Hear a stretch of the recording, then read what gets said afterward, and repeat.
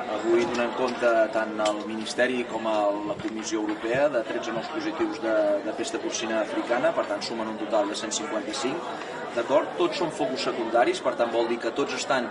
a prop de focus primaris que teníem ja identificats, però sí que aquesta vegada dels 13 positius, 2 estan fora del perímetre, per tant estan a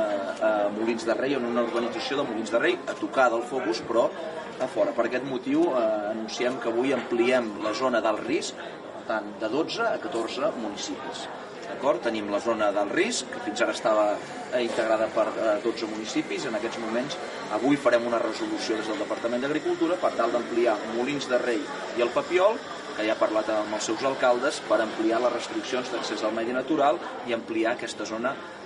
del risc. O sigui, com a mesura positiva és que no hi ha cap granja afectada en els nous radis, per tant,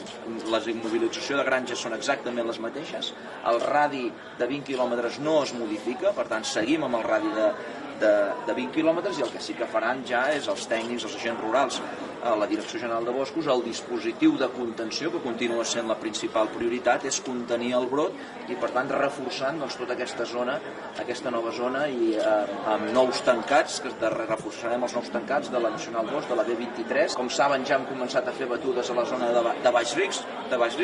ho continuarem fent, i per tant el que sí que demanaríem és sobretot no baixar la guàrdia, seguim l'estratègia. Era previsible que això pogués passar, ha passat en d'altres llocs, està molt a prop de la zona d'alt risc, per tant ampliem de 12 a 14 els municipis d'alt risc. Sobretot aquí el que més ens preocupava és que els positius poguessin anar cap al nord o cap a la Serra de Marina. El missatge que voldríem donar sobretot és de calma,